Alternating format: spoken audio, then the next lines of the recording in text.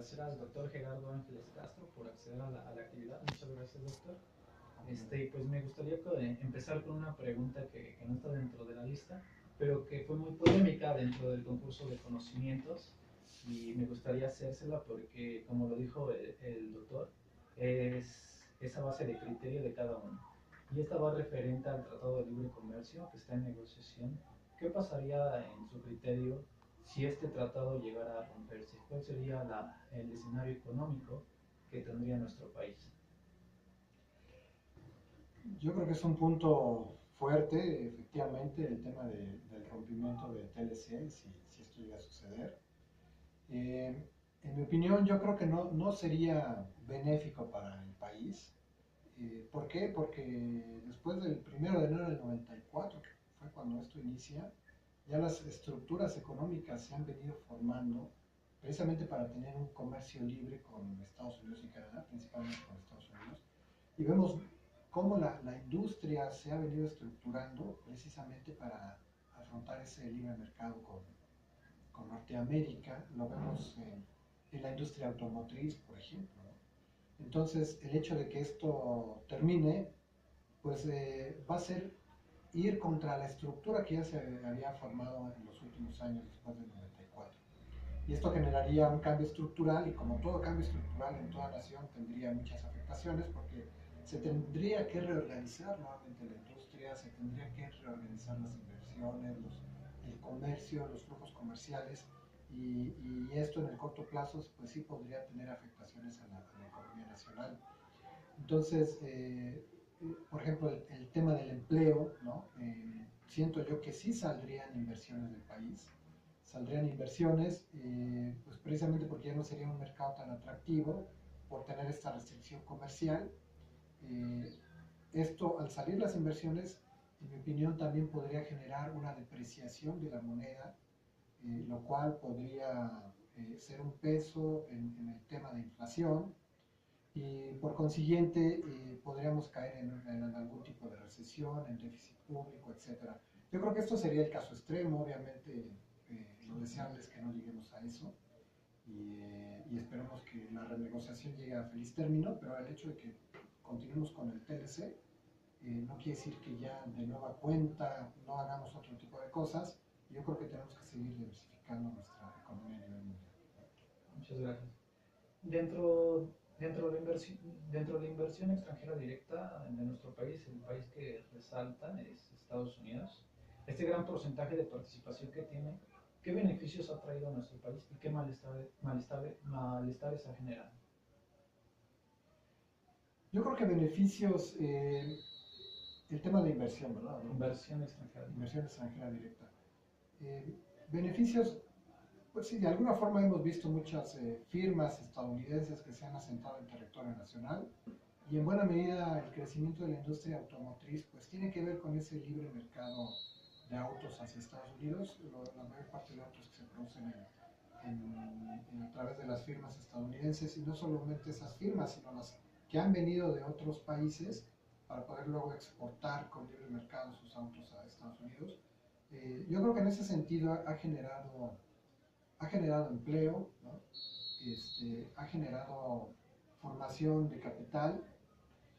Sin embargo, yo creo que no hay ese sentimiento de mejorar el ingreso interno, ¿no? Que es lo que se está viendo en la negociación actualmente en el TLC, donde Estados Unidos y Canadá, ellos comentan que los salarios deben incrementar en México, pero si realmente quieren que los salarios incrementen en México, que empiecen a hacerlo con sus propias firmas que están invirtiendo en México, ¿no?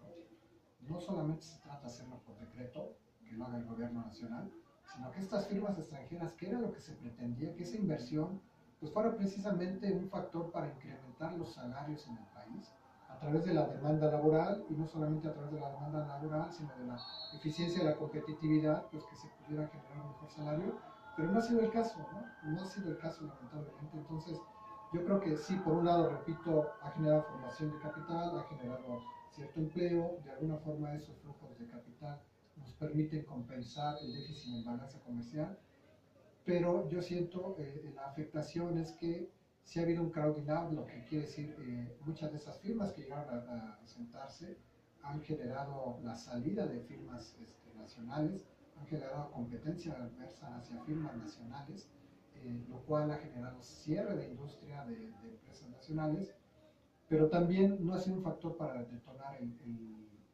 ingreso, el salario promedio del país y de alguna forma para compensar el mercado interno, ¿no? Muchas gracias. Referente al tipo de cambio, hemos visto que en el año 2017 y parte del 2018, Banco de México recurrió a la emisión de coberturas para contrarrestar la depreciación. ¿Considera que esta herramienta es la mejor o hay otras opciones? Yo considero que la cobertura de alguna forma sí ha ayudado al país por el hecho de que se puede recurrir a un nivel de ingreso si como hubiéramos tenido un tipo de cambio que no excediera una línea, un tope.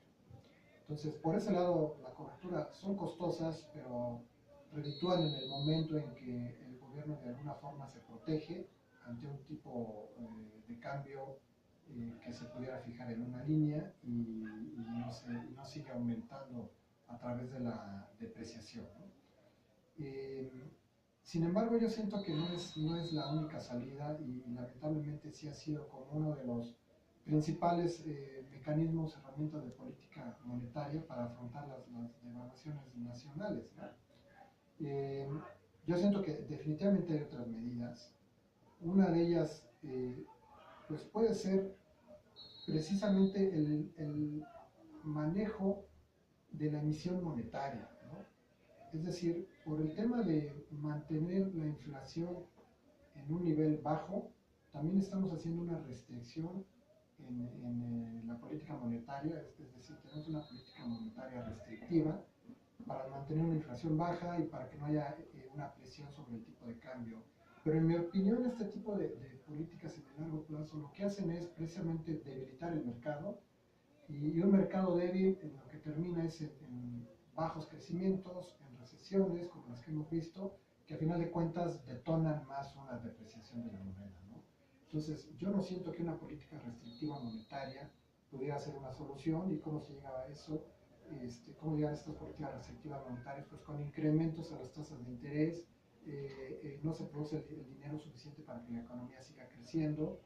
Entonces, yo siento que ya se debe frenar el tipo de política restrictiva que ha tenido el Banco Central.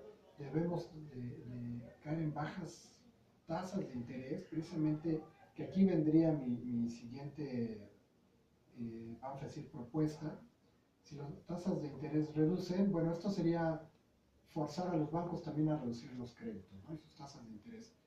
Pero lamentablemente no funciona así al uno por uno, entonces yo siento que el Banco Central también debe de intervenir a través de los bancos comerciales para poder estimular el crédito y para poder reducir las tasas de interés. Esa debe ser una labor fuerte del Banco Central que no se ha ejercido. Ya se empieza a discutir en la Cámara, ya ha habido por ahí algunas propuestas de reformas o de regulación en este sentido. Yo siento que aquí el Banco Central y la política monetaria tienen mucho por hacer. Gracias. El control de la inflación es una de las funciones del Banco de México. Actualmente se tiene una inflación general de 6.77, en enero 5.55. Esta alza generalizada de los precios impacta directamente en el poder adquisitivo de los consumidores. ¿Cuáles serían las acciones o factores que tendrían que pasar para empezar a ver una reducción y llegar al punto óptimo del 3% más o menos? Sí, las acciones para reducir la inflación. ¿A qué hemos caído? Es lo que mencionaba en el punto anterior, a una política monetaria restrictiva, a una política fiscal restrictiva que en el largo plazo no nos han beneficiado. Yo siento que la forma de reducir la inflación tiene que ver con la competitividad, con la innovación, con la productividad y con la producción que genere la planta productiva nacional. En la medida en que se oferte más producción para la población, los precios tendrán que ir bajando, ¿no? Y que se haga de manera innovadora y generando empleo, ¿no? Porque si lo hacemos con pleno empleo y mayor oferta productiva, pues a final de cuentas esto sería un empuje a los salarios, pero también un empuje a la competencia de precios, al tener mayor oferta, al tener mayor producción, y esto eventualmente tendería a reducir los precios, ¿no?